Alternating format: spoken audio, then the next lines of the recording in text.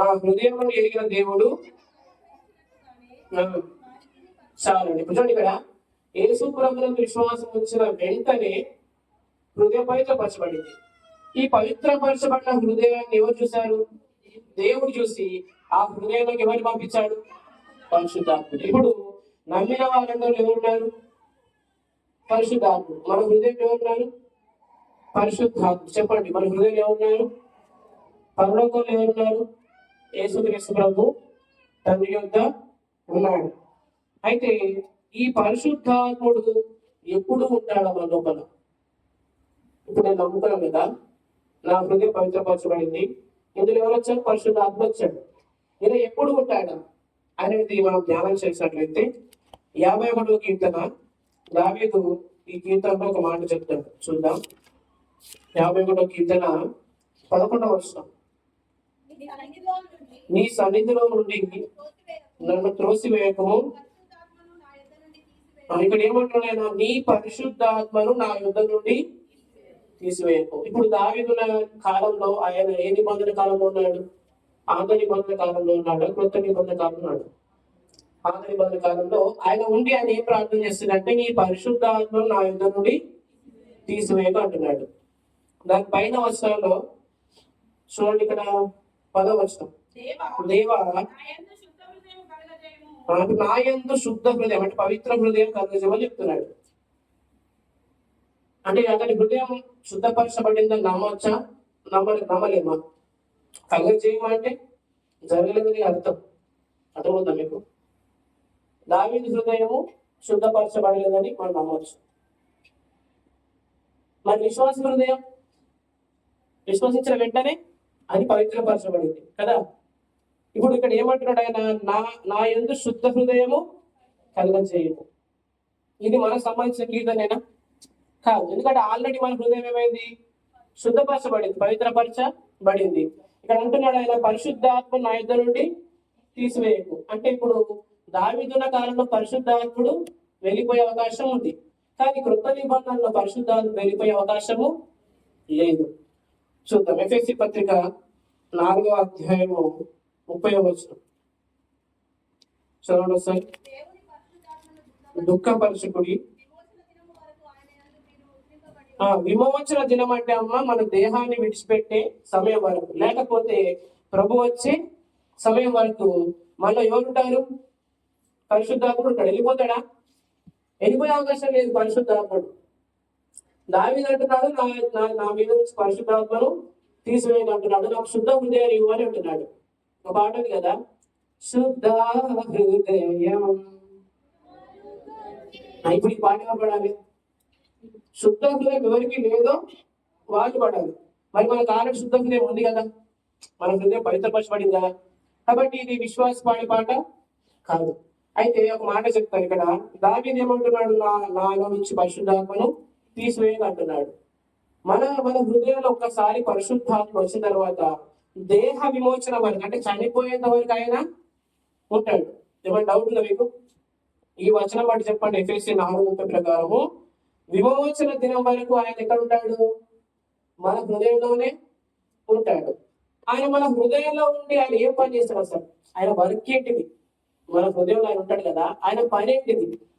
ఆయన పని ఏంటిదంటే చూడండి, మనము పోయిన వారం నేర్చుకున్నాం. యోహాను సువార్త 16వ అధ్యాయము 8వ వచనం. ఆయన వచ్చి అంటే పరిశుద్ధాత్ముడు వచ్చి పాపమును గూర్చియు, నీతిని గూర్చియు, తీర్పును గూర్చియు. ఇక్కడ 3 విషయాలు ఉన్నాయి. ఒకటి, నంబర్ 1 పాపమును గూర్చియు, నంబర్ 2 నీతిని గూర్చియు, నంబర్ 3 తీర్పును గూర్చియు. ఇప్పుడు నేను యేసు ప్రభు నమ్మలేదు. దానితో నేను యేసు ప్రభును నమ్మలేదు. పరిశుద్ధాత్ముడు ఏం చెప్తాడంటే, నీ పాపాలను ఒప్పుకో, దేవుడు నిన్ను రక్షిస్తాడని చెప్పేసి మొదటి వచనంగా పాపమును గురించి ఒప్పుకొన చేస్తాడు. ఇప్పుడు మనం అందరం నమ్ముకున్నాం కాబట్టి, మనం నమ్మిన వారికి ఏం చెప్తాడు ఆయన అంటే నీతిని గురించి. అంటే ఏం చెప్తాడంటే, మీరందరూ నీతిమంతులు, మీరు కడగబడిన వాడు, మీ హృదయం పవిత్రపరచబడింది, మీరు పరిశుద్ధులు, దేవుని బిడ్డలు, దేవుని కుమారుడని నీతిని గురించి ఒప్పుకొన చేస్తాడు. 3వది ఏంటిది? తీర్పును గురించి. ఇప్పుడు అక్కడ ఒక మాట ఉంది, లోకాధికారిని తీర్పుల గురించి ఒప్పుకొని చేస్తాడు. ఈ లోకంలో ఉన్న వాడు సాధుడు కాదు. ఈ లోకాధికారి ఎవరు? వాడు ఎక్కడికి పోతాడు? నరకానికి పోతాడు. వాడి పోతాడు. వాడికి ఏమని చెప్తాడంటే, నీకు నీ దూతలకు నీ అసిస్టెంట్ అందరికి కూడా ఫైనల్ గా అదే తీర్పు, ఏంటి? నరకమే మీకు తీర్పు అని చెప్పేసి ఈ ముగ్గురికి చెప్తాడు. ఒకటి, అవిశ్వాసం గురించేమో నువ్వు పాపాన్ని ఒప్పుకో అని చెప్తాడు. విశ్వాసం గురించేమో నువ్వు యేసులోకి విశ్వాసం ఇచ్చావు కాబట్టి నువ్వు ఇప్పుడు దేవుడు బిడ్డవని చెప్తాడు, నీతి మంత్రులు అని చెప్తాడు. మూడోది, సాతాను గారికి ఆల్రెడీ తీర్పు అయింది కాబట్టి వాడు ఎప్పుడు కూడా నీకు నరకమే అని చెప్పేసి ఈ విషయాలు చెప్తారు. అర్థమవుతుందా? ఎవరు చెప్తారు? ఎవరు చెప్తారు? యేసుప్రభు అంటున్నారు. పరిశుద్ధాత్ముడు చూడండి, ఎన్నో వచ్చాము. ఆయన వచ్చి అన్నాడా? ఈ మాటలు ఎవరు చెప్తున్నారంటే యేసుప్రభు వారికి చెప్తున్నాడు. 7వ వచనంలో, అయితే నేను మీతో సత్యము చెప్పుచున్నాను, నేను వెళ్ళిపోవటం వల్ల మీకు, అంటే ఈ మాట ఎవరు చెప్తున్నారు? మేడగదిలో అంటే యేసుప్రభు శిష్యుతో చెప్తున్నాడు. ఇగో నేను వెళ్ళిపోతున్నా, పరలోకం నుంచి పరిశుద్ధాత్మ భూమికి వస్తాడు. ఆయన వచ్చిన తర్వాత పాపులను ఒప్పుకొని చేస్తాడు, విశ్వాసం నీతి చెప్పుకొని చేస్తాడు, అపవాది గారిని తీర్పును గురించి ఒప్పుకొని చేస్తాడు. ఆయన చేసే ఇంకో పని ఏంటిదంటే ఇక్కడ చెప్పాడు, చూడండి ఒకసారి 14 వచనం. తీసుకోండి. ఇప్పుడు ఆయన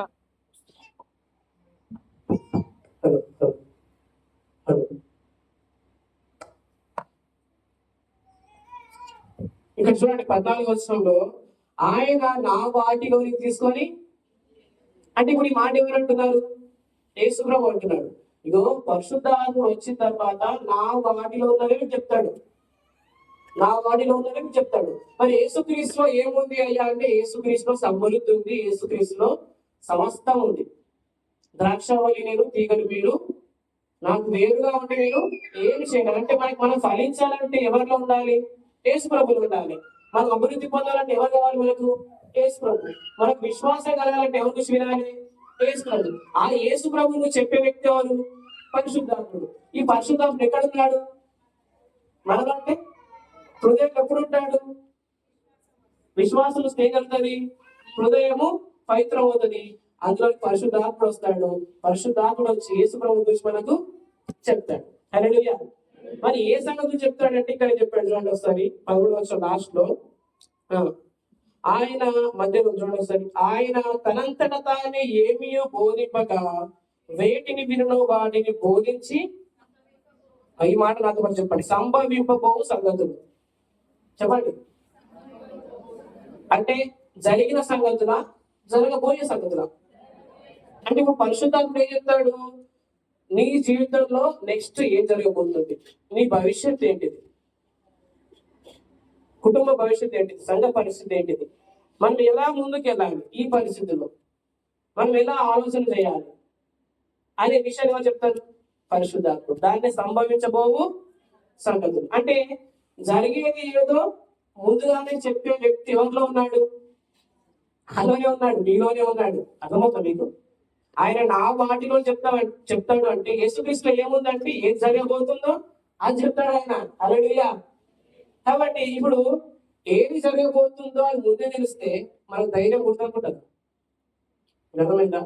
రేపు నా పిల్లల భవిష్యత్తు ఏంటిదో, నా భవిష్యత్తు ఏంటిదో, నా చదువు కానీ నా ఉద్యోగం కానీ అది ఎలా ఉండబోతుందో ముందుగానే తెలిస్తే మీకు ఎట్లా అనిపిస్తుంది? కొందరికి ఏముంటుందంటే రేపు ఎట్లా ఏం తిందామో, ఏమి త్రాగుదామో, ఏమి ధరించుకుందామో అని చింతిస్తూ ఉంటారు కదా. కానీ పరిశుద్ధాత్ముడు జరిగిందామో చెప్పాడు, రేపు ఏమి జరుగుతుందో అని చెప్తాడు. ఎంతమందికి వాక్యం అర్థమవుతుంది? ఎంతమందికి నిద్ర వస్తుంది? నిద్ర వస్తుందా? హల్లెలూయా చెప్తే నిద్ర వచ్చి బయటకు వస్తారు కదా. హల్లెలూయా. రైట్. ప్రభు స్తోత్రం. ఇప్పుడు పరిశుద్ధాత్ముడు ఏది జరగబోతుందో దాన్ని మీకు బయలుపరుస్తాడు. కాబట్టి మీకు అప్పుడు ఏం జరుగుతుంది? ధైర్యం వస్తుంది. అరే ప్రభువు నాకు ఈ సంగతి చెప్పాడు, ఇది త్వరలో నెరవేరుస్తాడు అని. నేను మన దినేష్ అనే మాట చెప్పాను. ఏంటంటే మగ్దలేని మరియ వచ్చి ఏమంటుందంటే, నేను ప్రభువును చూసి తిని ఆయన నాతో ఈ మాటలు చెప్పాను. అంటే పరిశుద్ధాత్మ ప్రభువుని చూపిస్తాడు, ప్రభువులో ఉన్న జరిగే విషయాలు చూపిస్తాడు కాబట్టి ఆ మాటలు మనకు వస్తాయి. అప్పుడు ధైర్యంగా ఉండొచ్చు. చింత ఉంటుంది మనప్పుడు, చింత ఉండే అవకాశము లేదు, బాధ ఉండే అవకాశము లేదు. ప్రభువు ఆదికాండం 18 ఏమంటాడంటే, నేను చేయబో సంగతిని అబ్రహామునకు దాచెదనా అంటాడు. అంటే దేవుడు తను ప్రేమిస్తున్న ప్రజలకు ఏం చేస్తాడు? తను ఏంటిదో, తను ఏం చేయబోతున్నాడో ముందుగానే చెప్తాడా చెప్పడా? చెప్పకపోతే మనకి ఏమైతుందంటే రేపు ఎట్లా ఉంటుందో అనేది మనకు చింత వస్తుంది. రేపు మన భవిష్యత్తు ఏంటిది, రేపు పరిస్థితి ఏంటిది అనే విషయంలో చింత వస్తుంది. ఇప్పుడు పరిశుద్ధాత్ముడు యేసుక్రీస్తులో ఉన్న వాటిని స్పష్టంగా చెప్తాడు. యేసుక్రీస్తులో ఏముంది? యేసుక్రీస్తులో రోగం ఉందా? చింత ఉందా? విచారం ఉందా? బాధలు ఉన్నాయా? ఏమున్నాయి యేసు ప్రభులో? ఎప్పుడైనా చెప్పిన సాక్ష్యాలు ఏంటిది? కాపుదల ఉంది. కాపాడు దేవుడు. యేసు ప్రభులో ఏముంది? కాపుదల. ఇంకా మన ప్రతి అక్కల యేసు ప్రభులోనే తీర్చబడుతుంది. ఆయన సర్వ కృపానిదేవు ప్రభువు. ఆయన శ్రీమంతుడు, ఆయన ఐశ్వర్యవంతుడు, ఆయన కృపగలవాడు. ఆయన ఆ వాక్యము శరీరధారి అయి కృపా సత్య సంపూర్ణిగా మన మధ్య నివసించాడు. ఆయన కృపగా వచ్చాడు. ఎందుకు వచ్చాడంటే నీ కొరకు, నా కొరకే. అర్థమవుతుందండి? ఈ యేసు ప్రభువును చెప్పే వ్యక్తి ఎవరంటే పరిశుద్ధాత్ముడు. పరిశుద్ధాత్ముడు అనే వ్యక్తి ఇప్పుడు నీలో ఉన్నాడు. కాబట్టి నేను ఒంటరిగా మీరు ఎప్పుడు అనుకోవద్దు. నేను ఒంటరిగా ఉన్నాను, నాకు ఎవరు లేదని మీరు ఎప్పుడు అనుకోవద్దు. విశ్వాసి ఎప్పుడు కూడా ఒంటరి కాడు. మీలో ఉన్నవాడు అవునా కాదు? అన్ని తెలుసు. అసలు మీరు పండితులు. అసలు మీ ముందు చెప్పాలంటే నాకే భయం అవుతుంది. అప్పుడప్పుడు పరిపూర్ణంగా మంది నాన్నని బోధిస్తూనే పంపిస్తాడు. కాకపోతే అప్పుడప్పుడు ఇట్లా సీరియస్ చూస్తారు. అంటే ఎందుకు చూస్తారు అర్థం కాదు. మరి నాకు భయం వేస్తారు ఒకసారి. అంటే చెప్పేది అర్థం కావట్లేదా? ఇప్పుడు కళ్ళు తెచ్చి నిద్రపోతుందా అర్థమవుతుంది. అయ్యారు అంతేనా? కాబట్టి ఇక్కడ చూడండి, పరిశుద్ధాత్మకి ఏం పేరు అంటే 16వ అధ్యాయము 7వ వచనం లాస్ట్ లైన్ ఏముందంటే, నేను వెళ్ళని ఎడల 16వ అధ్యాయం 7వ వచనం లాస్ట్ లైన్. యోహాను సువార్త 16వ అధ్యాయం 7వ వచనం. నేను వెళ్ళని ఎడల ఆదరణకర్త అంటే ఏం చేస్తాడు? వాళ్ళని ఆదరిస్తాడు. ఇప్పుడు మనుషులు ఆదరిస్తారా మనల్ని? మనుషులు ఒక్కోసారి ఆదరిస్తాడు, ఒక్కోసారి అయిపోయింది, నీ పని అయిపోయిందిగా, ఈ రోగం వచ్చిందా, ఇంకో వారం రోజులను అవుట్ అంటారు. అప్పుడు వారే కాదు, ఒక రోజు ఆవిడైపోతాం అనమాట. వాళ్ళు ఏం చేస్తారు? అంత ద్రోహం చేశారా మీకు, అయిపోయిందియా, మీ కుటుంబం పాడైపోతుంది అంటే ఆదరణ లేని మాటలు మాట్లాడతారు మనుషులు. కానీ పరిశుద్ధాత్ముడు ఏం చేస్తాడు?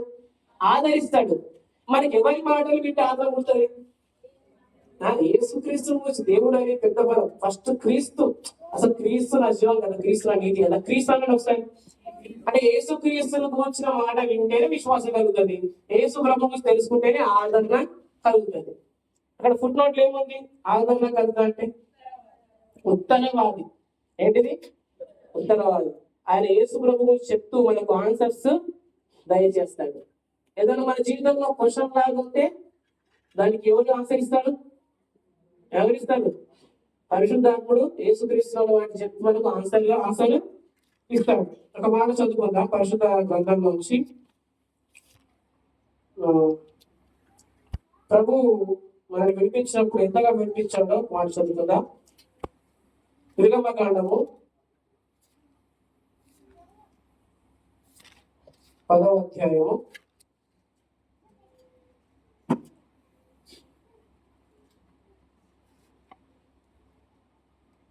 చూడండి.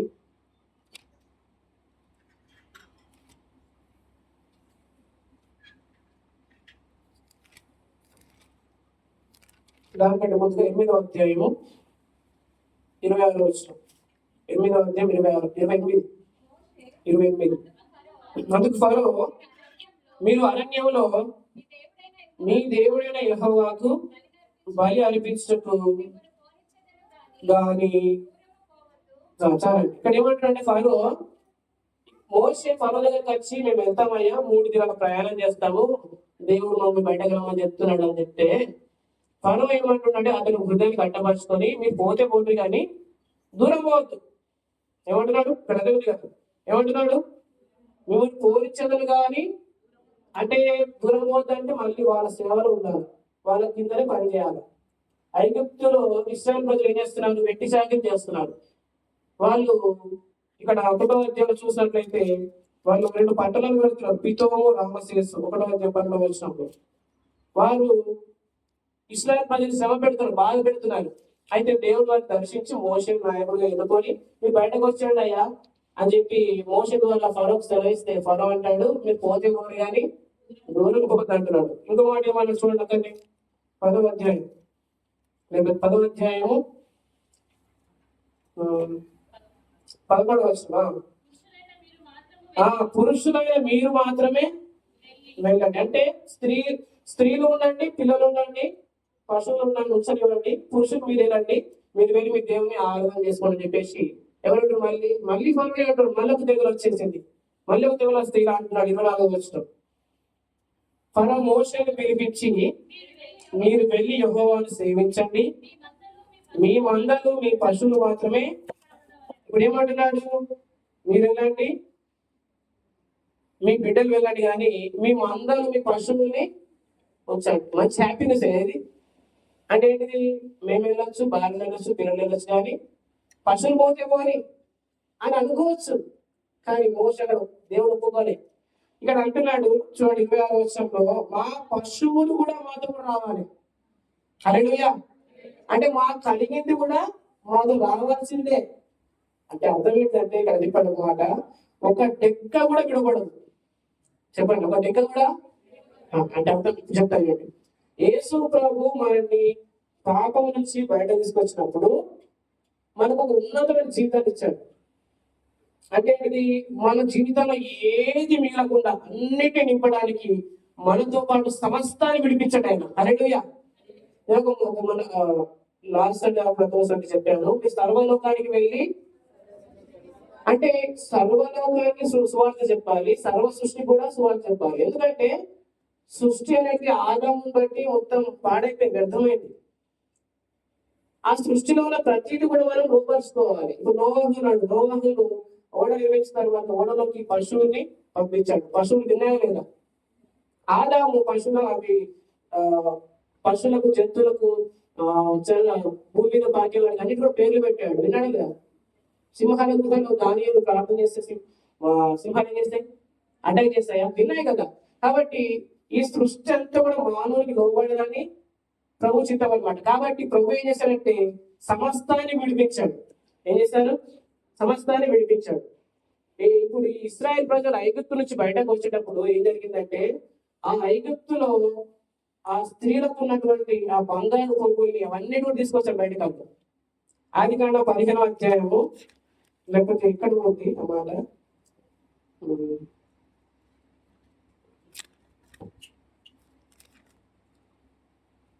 నిర్గమకాండం 12వ అధ్యాయం, నిర్గమకాండం 12వ అధ్యాయము 36వ వచనం. యెహోవా ప్రజల ఎడల ఐగుప్తుల కటాక్షం కలుగజేసిన కనుక అన్ని ఇచ్చారు, అట్లు వారు ఐగుప్తులను దోషం. అంటే బయటకు రావడం మాత్రమే కాదు, ఒక సమృద్ధితో బయటకు వచ్చినారు. ఇది అబ్రహాముకి ఇచ్చిన వాగ్దానం. ఇది ఆదికాండం 15:14 ఆ మాట చూస్తున్నాం. ఆదికాండం 15:14 వచనం చదవండి ఒకసారి. వారు శ్రమ పెట్టి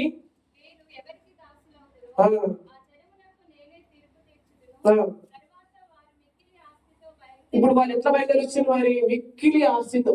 అంటే ఆ ఐగుప్తులో ఉన్న ప్రజలందరినీ ఆ బంగారు బొంగులు తీసుకున్నారు. అయితే ప్రియులారా ఏం చెప్తున్నారంటే, ప్రభు మనల్ని పాపం నుంచి విడిపించి తన బిడ్డలో చేసుకుంది మాత్రమే కాదు, మనకు మిక్కిలి ఆస్తి కూడా అయినా ఉంచాడు. హల్లెలూయా. సొదొమ ప్రాంతంలో లోతు ఉన్నప్పుడు అబ్రహాము 318 మందిని వెంట పెట్టుకుని వెళ్ళి వారిని గెలిచి లోతు భార్యను వారి పిల్లల్ని అందరినీ లోతు కలిగిన యావత్తును విడిపించాడు. ఇది ఒక ఎగ్జాంపుల్. అయితే మీరు రూతు గ్రంథం ఎక్కడ చదివారు? రూతు గ్రంథం చదివారా? మీరు బైబిల్ బాగా చదవాలి. ఎంతమంది చదువుతారు బైబిల్?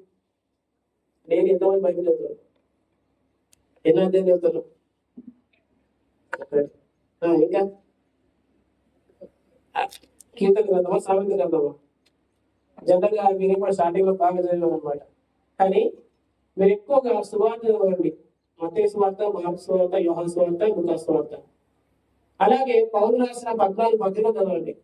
ఎఫ్ఎస్సి పత్రికలో ఉన్న అధ్యాయాలన్నీ కలిపి నేను 8 నిమిషాలు చేస్తాను, 8 minutes. ఎఫ్ఎస్సి పత్రికని 8 నిమిషాలు చదువుతాను నేను. అంటే 4 చదవాలి కాబట్టి కొంచెం స్పీడ్ అయిపోతుంది. మరి కొత్త వాళ్ళకి 15 నిమిషాలు పట్టచ్చు. గంట వెలిసి చదవచ్చు 4 times. ఎఫ్ఎస్సి పత్రిక గంటలో 4 సార్లు చదివచ్చు, 2 గంటల్లో 8 సార్లు. అంటే ఒక పత్రికని మీరు ఒక 2 hours స్పెండ్ చేస్తే 8 సార్లు చదవచ్చు. అట్లా ఒక్క పత్రికకు మీరు 2 hours స్పెండ్ చేస్తే 14 పత్రికలకు 28 గంటలు పడతాయి. కాకపోతే కొన్ని పత్రికలు పెద్దవి అనుకోండి, సరే ఒక 2 days అనుకోండి. అంటే 2 days లో పౌలు రాసిన పత్రికలు మీరు మంచిగా చదివచ్చు. ఎన్నో సోదరులు చదువుతుంది కదా, ఒకసారి ట్రై చేయండి. పౌలు రాసిన పత్రికల్ని రోమ పత్రిక నుంచి మీరు చదవండి. పత్రికల్లో ఏముందంటే సంఘానికి రావాల్సిన సందేశం ఉంది. పత్రికలు ఎక్కువ చదవండి, క్రీస్తు గురించి ఎక్కువ తెలుసుకోవచ్చు. ఆయన ఉద్దేశం ఏంటిది, ఆయన ప్రణాళిక ఏంటిదో తెలుసుకోవచ్చు. ప్రార్థన ఎంతమంది చేస్తున్నారండి? ప్రార్థన చేయండి, మోకరించి ప్రార్థన చేయండి. ప్రార్థన ద్వారా గొప్ప గొప్ప కార్యాలు జరుగుతాయి. కొన్ని విడిపించబడితే బంధకాలు. అర్థమవుతుందండి? యాకోబు పత్రికలో ఏముందంటే నీతిమంతుని విజ్ఞాపన మనఃపూర్వకమైనది, బహు బలంగా ఉంటుంది. మీరు ప్రార్థన ఎలా చేయాలంటే ప్లీజ్ ప్రభు దయచే ప్రభు ఇంత ఏంటండి, అధికారంతో చేయండి. నేను నీ కుమారుని కాబట్టి నాకు దయచేయి, ఇట్లా చేయండి. అది నీతిమంతుని విజ్ఞాపన. నీ నీతిమంతుని, నీ బిడ్డని నాకు వారసత్వంగా ఇచ్చే ప్రతి జవాబులకు ఇవ్వు ప్రభు అని చెప్పేసి మీరు అట్లా చేయండి. అర్థమవుతుందా అండి?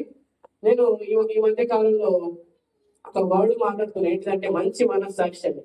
ఏంటి చెప్పండి, ఏంటి మంచి మనస్సాక్షి అంటే? మనం నేను చెప్పాను కూడికల్లో, మీరు పాపం విషయంలో చనిపోయారు, నీతిమంతులని మీరు ఎంచుకోండి అని చెప్పాను. రోమ 6:11 ప్రకారం. ఎంతమంది ఎంచుకుంటున్నారు నేను నీతిమంతులని? నేను నీతిమంతులని ఎంతమంది ఎంచుకుంటున్నారు? అట్లా ఈరోజు నేను బైక్ మీద పొద్దున ప్రార్థన చేయలేదు కాబట్టి నాకు అందుకని యాక్సిడెంట్ అయింది ఈరోజు అనుకుంటున్నానా? నేను పాపిన ఇంకా కాబట్టి నాకు యాక్సిడెంట్ అయింది అది మీరు అనుకోవద్దు.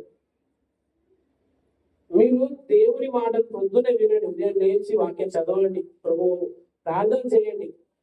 ప్రభు శక్తిని ఇస్తాడు, ఆ శక్తి ద్వారా మీకు కాపాడబడతారు. ఎప్పుడైతే ఆ శక్తి మీకు తక్కువ అవుతుందో అప్పుడు మీకు ఇలాంటి అటాక్స్ వస్తాయి. అంతేగాని ప్రభు మిమ్మల్ని నా వాక్యం చదవలేదు కాబట్టి, ప్రార్థన చేయలేదు కాబట్టి, ఇదిగో ఈరోజు నేను శిక్షిస్తానని చెప్పేసి అట్లా శిక్షించాడు ఆయన. దేవుడు కీడు విషయమే శోధించాడు. హల్లెలూయా. ఏదో మిమ్మల్ని కీడు చేద్దాం, మీకు ద్రోహం చేద్దాం అని చెప్పేసి. దేవుడు అన్యాయస్తుడు కాదు, దేవుడు న్యాయవంతుడు. ఒకసారి విమోచించాడు, మీకు ఎప్పటి నీతిమంతులే. కాకపోతే మీరు దేవుని శక్తిని పొందుకోకపోవడం వల్లనే కుటుంబంలో కలహాలు, కుటుంబంలో బాధలు, మన శరీరంలో వ్యాధులు వచ్చే అవకాశం ఉంటుంది. కాబట్టి ప్రతిరోజు ఆయన వాక్యం వినాలి. మనలో పరిశుద్ధాత్ముడు ఉన్నాడు, ఆయన యాక్టివేట్ చేయాలి. ఏం చేయాలి? ఇప్పుడు చెప్తున్నాండి. పరిశుద్ధాత్ముడు నీతిని గురించి ఒప్పుకునే చేస్తాడు కదా, నీతిమంతులమని. నీతిమంతులమని ఒప్పుకున్న వెంటనే దేవుడు కృపనిస్తాడు. ఏమిస్తాడు? రోమపత్రిక 5వ అధ్యాయం 21వ వచనం. రోమపత్రిక 5వ అధ్యాయం 21వ వచనం చదవండి అమ్మా గట్టిగా.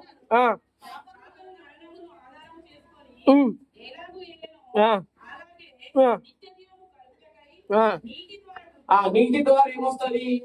కృప అంటే రాస్తాను ఏం చెప్పాను నేను, Hebrews 4:16.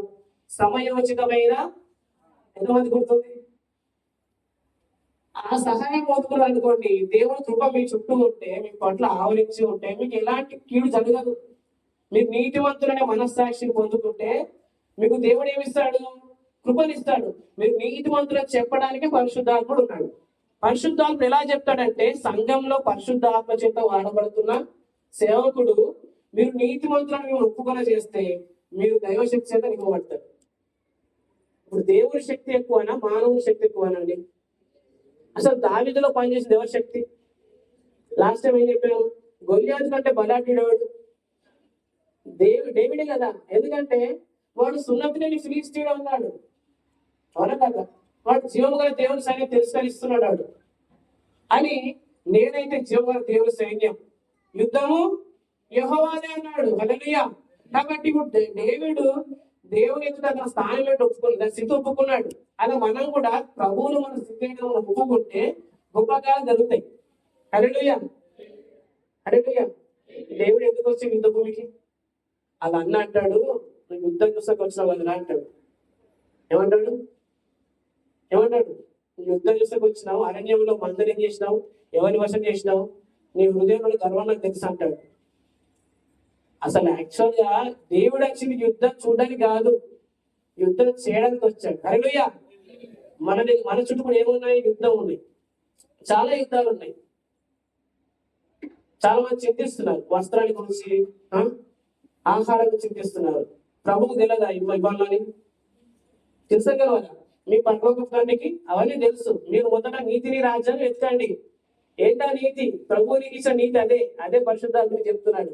నువ్వు నీతి మంతో నేర్చుకుంటే ఖచ్చితంగా కృపనిస్తాడు.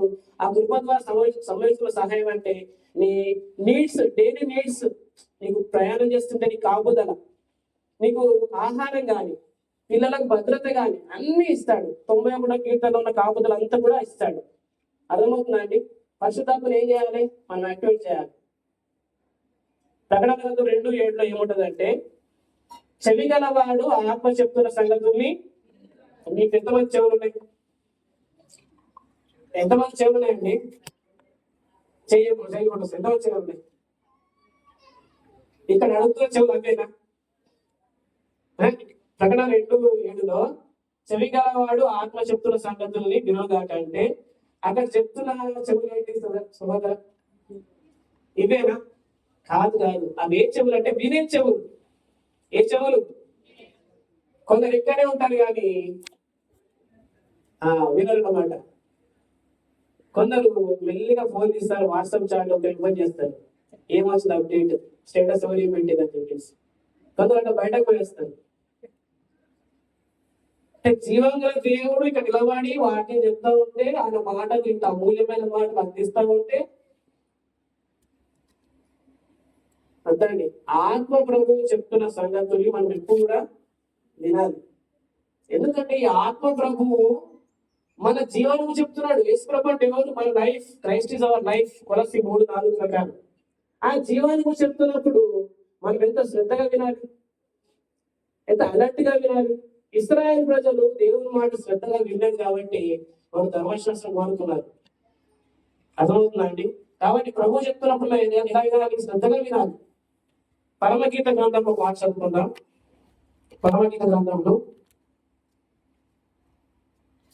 అలా టైం చూడము, తెలుసు టైం చూడబోతున్నా. రైట్, 2వ అధ్యాయం 7వ వచనం.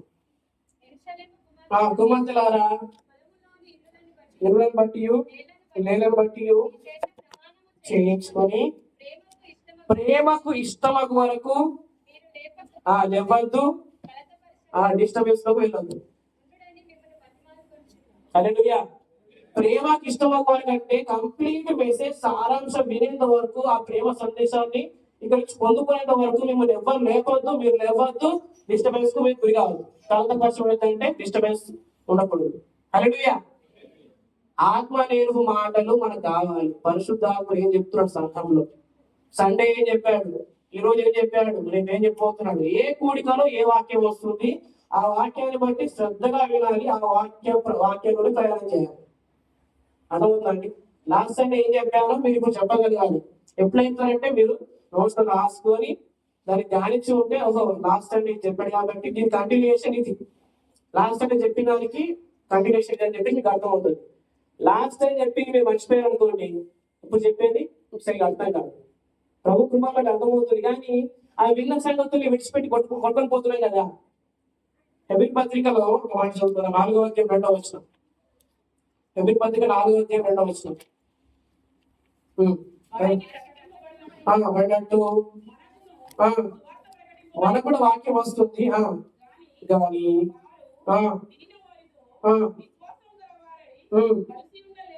కనుక అంటే వారు వాక్యం విన్నారు కానీ వారు వాక్యాన్ని శ్రద్ధగా వినలేదు. విన్న వాక్యం వారికి ఏమైంది? నిష్ప్రయోజనం అయిపోయింది. మరి వింటే ప్రయోజనం. వాక్యం అంటే యూస్ఫుల్. నీ వాక్యమే నన్ను బ్రతికించు అని వాడుతున్నారు కానీ వాక్యం వినలేదు. హల్లెలూయా. ఎంతమంది వాక్యం వింటున్నారు? వాక్యం విషయంలో విశేష జాగ్రత్త ఉండాలి. ఇంకో మాట చెప్పాలా, పౌలు గారు క్షమించండి, యేసు ప్రభు శిష్యుని పిలిచాడు కదా, మీరు వరాన్ని విడిచిపెట్టి వచ్చేయండి అని. ఫస్ట్ ఎవరు పిలిచిండు? అందరిలో పెద్దోడు ఎవడు? పేతురే కదా. పేతురు పత్రిక ఎక్కడ ఉంది? పౌలు రాసిన పత్రికల తర్వాత ఉంది, అవును కదా. అంటే ఇప్పుడు అపోస్తులు అందరిలో కూడా పెద్ద వయసు ఎవరికి ఉంది? పేతురుకు ఉంది. ఎవరికి ఉంది? పేతురుకు ఉంది. ఈ పేతురుకు మరి పెద్ద వయసు ఉంది కదా, నేను రిటర్న్ అయిపోతా అన్నాడా? చెప్పండి. గవర్నమెంట్ వాళ్ళు 58 or 60 years వచ్చినప్పుడు రిటైర్మెంట్ లో ప్రకటిస్తారు కదా గవర్నమెంట్. మనం అలా అంటే ఈ సేవలో ఉన్నవారు కానీ వాక్యాన్ని ప్రేమించేవారు ఎలా ఉండాలంటే, చూడండి పేతురు రాసిన మొదటి పత్రిక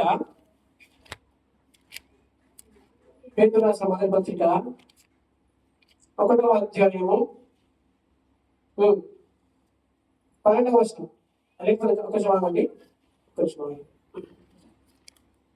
రెండవ పత్రిక 1వ అధ్యాయము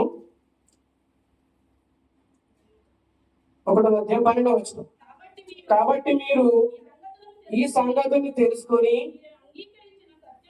అందు స్థిరపరచబడి ఉన్నా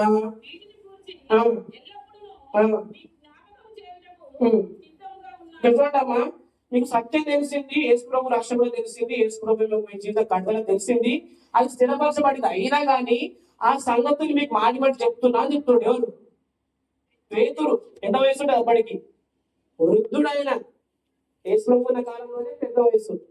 ఇప్పుడు ఈ పత్రిక రాసేసరికి ప్రభు చనిపోయిండు, పరిశుద్ధాత్మ వచ్చిండు, పౌలు నింపడ్డాడు. పౌలు 14 సంఘాలకు పత్రికలు రాసిండు. ఆ తర్వాత పేతురు అంటున్నాడు, ఈ సంగతులు మీకు మళ్ళీ జ్ఞాపకం చేస్తున్నా అంటున్నాడు, అవునా కదా.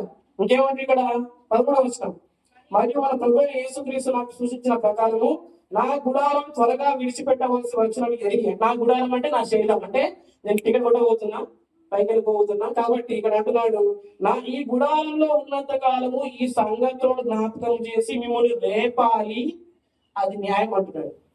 అంటే వయసుతో నిమిత్తం లేదు, సంగతులను బట్టి చెప్పాలంటే ఏ వయసులో ఉన్న వారిని కూడా దేవుడు వాడుకుంటాడు. కాకపోతే వాక్యాన్ని ప్రేమించేవారు కావాలి. వాక్యము అందరికి అర్థమవుతున్న సంఘంలో చిన్నాను మొదలుకొని పెద్దల వరకు వాక్యమే కావాలి, అర్థం కావాలి. అర్థం కావాలి. అందరం ఎందుకు వచ్చాం? వాక్యం కాలకే. ఎందుకంటే ఈ వాక్యం మన హృదయంలో నాటబడితే అది నూనెతల ఫలాన్ని ఇస్తుంది. ఇస్సాకు ఆ దేశం అంతా పంట వేసి నూనెతల ఫలం పొందుతున్నట్టుగా వాక్యం అనేది ఎప్పుడైతే మనుషుల హృదయాల్లోకి వెళ్తుందో అది జీవాన్ని ఇస్తుంది. మంచి నేలలో పడ్డ విత్తనం ఏమైంది? ముళ్ళ తుప్పలు పడ్డాయి కానీ, రోడ్డు పక్కన పడ్డాయి కానీ వెళ్ళిపోయింది, ఫలించలేదు కదా. మంచి నేల, మన హృదయం మంచి నేల ఎప్పుడైతే మనము ఎంచుకోవాలి. ఎస్, నేను వాక్యం వినడానికి వచ్చాను, నన్ను ఎవరు డిస్టర్బ్ చేయొద్దు, నాతో ఎవరు మాట్లాడద్దు అని మీరు ప్రార్థన చేసుకొని రావాలి. ఫస్ట్ వాక్యం అయ్యేంత వరకు అసలు ఎవ్వరు పక్కోళ్ళు చెక్కాల్సి పడిపోయినా కానీ నేను ఎవ్వ. చిన్నప్పుడు స్కూల్లో రే మీ పక్కకు పిలుగుపడ్డా కానీ మీరు పాఠం శ్రద్ధగా వినాలని పడతారు.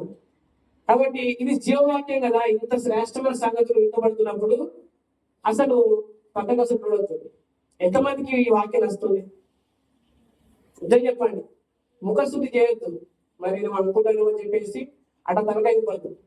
ఎంతమంది వస్తుంది? ఇది ఎవరి కూర్చున్న సంగతులు? ఇది క్రీస్తు ఎవరు? నా జీవనం అంటే నా జీవితాన్ని గురించి మాట్లాడుతున్నాడు. మన జీవితాలు ఏముంటాయి? మన జీవితంలో మన బాల్యం ఉంటుంది, మన యవ్వన వయస్సు ఉంటుంది, మన వివాహం ఉంటుంది, మన పిల్లలు ఉంటారు, మన ఉద్యోగం ఉంటుంది, మన వృద్ధాప్యం ఉంటుంది. ఇవన్నీ మన లైఫ్ లో అంతా భాగం. అంటే నువ్వు ఏ స్టేజ్ లో ఉన్నా కానీ ఆ స్టేజ్ సంబంధించిన వాక్యం దీనికి వస్తుంది. పేతురు చనిపోయే మూమెంట్ లో ఉన్నాడు, నా గుడారాన్ని త్వరగా విడిచిపెట్టవలసి ఎరిగి ఈ సంగతులు రేపాలని ఏం చేస్తున్నాడు చూడండి కదా. ఏమంటాడు ఇక్కడ? ఈ సంగతిని జ్ఞాపకం చేసి రేపుట ఎంచుకుంటున్నాడు. అందుకని రాస్తాడు ఈ పత్రిక ఎందుకు రాస్తున్నాడు? ఇదిగో ఈ సంగతులు నేర్చుకోండి, నేను చచ్చిపోతున్నా అంటే. ప్రభు ఇచ్చే సంగతి ఎలా ఉంటాయంటే అది మన లైఫ్ కి ఉపయోగపడేటివి. అర్థమవుతుందా అండి? ఆత్మ ప్రభు నేర్పిస్తున్న మాటలు మనం శ్రద్ధగా వింటే మన జీవితం కట్టబడుతుంది. ఆత్మప్రభు ఏం చెప్తున్నాడు? నీతిని గురించి ఒప్పుకొని చేస్తున్నాడు, క్రీస్తులో ఉన్నవాడిని చెప్తున్నాడు, సంభవించబోయే జరగబోయే వాడిని చెప్తున్నాడు. తద్వారా నన్ను మహిమపరుచు అంటే దేవునికి మహిమ చేస్తున్నాయి. అంటే యేసు ఆత్మప్రభు చెప్తున్న సంగతులు బట్టి ఎవరికి మహిమ వస్తుంది? దేవునికి. అంటే ఆ సంగతుల్లోకి మీరు వెళ్తే, మీరు ఫలిస్తే, మీరు అభివృద్ధి పొందితే ఎవరికి మహిమ వస్తుంది? దేవుని బిడ్డలు ఫలించాలని ఆయన చిత్తం. హల్లెలూయా, హల్లెలూయా. ఇప్పుడు ఆత్మప్రభు ఏం చెప్తారంటే, మీరు మొదటి నిబంధన విషయంలో చచ్చిపోయారని చెప్తాడు. ఏం చెప్తాడు? మొదటి నిబంధన అంటే ఏంటిది అంటే ధర్మశాస్త్రం అని చెప్పారు, పదార్థాలు చెప్పారు.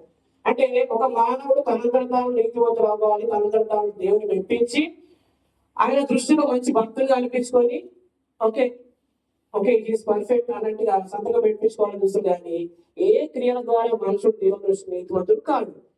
కాబట్టి యేసుక్రీస్తు ప్రభుని తన అద్వితీయ కుమారుని, జనితైక కుమారుని, ఏకైక కుమారుని వెలితీయకుండా ఈ లోకానికి పంపించి నీ కొరకు నా కొరకు తన శిలకు అప్పగించి ఆయన చిందించిన రక్తము ద్వారా మీరు నీతిమంతులు చేయబడ్డారు.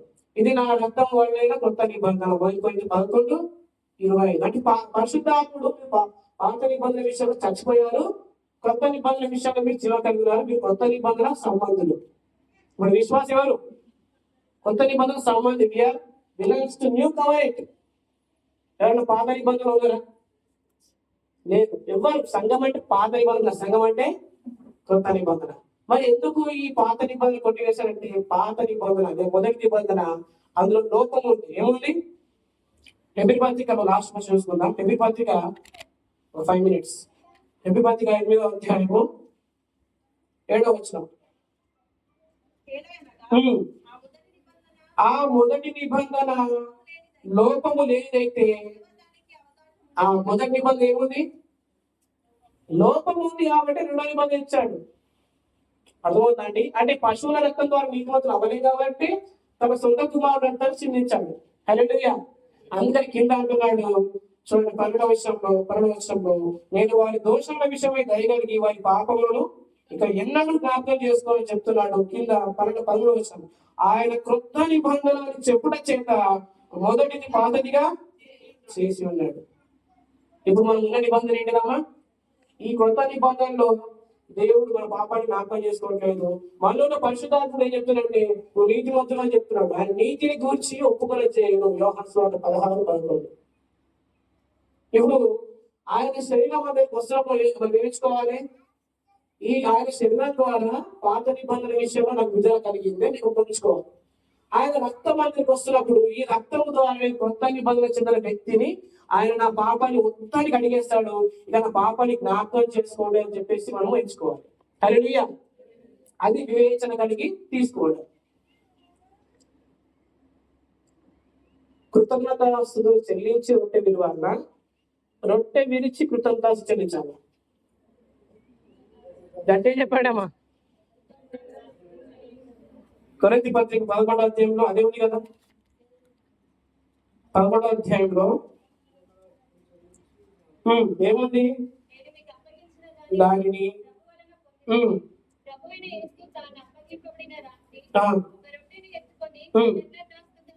చెల్లించి దానిని దేన్ని? రొట్టెను ఎవరికి విలువాలి?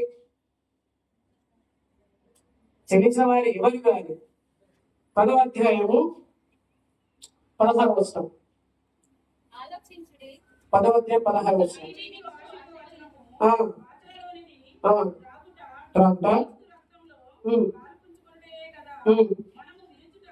ఎవరు విలువాలి? మనం అంటే అందరూ విలువాలి. నేను అన్నకి ఇందాక చెప్పాను. ఏం చెప్పానంటే, అన్న రొట్టె ఎవరు ఇచ్చండి, విలువకండి అన్న. ఎందుకంటే ఆయన శరీరము అందరూ విలువాలి. అది ముందే విలిచి పంచది కాదు, ప్రసంగం లాగా. అది అందరూ విలువాలి. మన దగ్గర వస్తున్నప్పుడు అందరూ కొద్ది కొద్దిగా విరిచి తీసుకోవాలి. స్తోత్రాలు చెల్లిస్తూ హృదయంలో, ప్రభు నా కొరకు నువ్వు విమోచన ప్రయోగాన్ని ప్రాణం పెట్టావు, మొదటి నిబంధన విషయంలో విడుదల కలిగించావు. నన్ను ఇప్పుడు కొత్త నిబంధన, నాకు కొత్త నిబంధన చేసావయ్యా నువ్వు. నాకు ఏది కావాలో నువ్వు ఇస్తావు ప్రభా, నీకు సమృద్ధి ఇచ్చావు ప్రభా అని మీరు ఎంచుకుంటూ తీసుకోవాలి. హల్లెలూయా. కాబట్టి మీరు ఎంచుకున్నప్పుడు ఇది నా కొరకే విలువబడిన శరీరం అని మీరు ఎంచుకొని తీసుకోవాలి. అర్థమవుతుందా? రక్తం వచ్చినప్పుడు ఏం ఎంచుకోవాలి? ఇది నా పాపానికి కంప్లీట్ గా కడిగిన రక్తం. ఇక నా దోషాన్ని నా పాపాన్ని ఏమాత్రం జ్ఞాపకం చేసుకోలేదు ప్రభు అని మీరు ఎంచుకొని తీసుకోవాలి. హల్లెలూయా. అటు వివేచన కలిగి మనం తీసుకోగలగాక ప్రభు ఈ మాటల్ని మన వెనుకలో దీవించుకోగలగాక. ఆమేన్.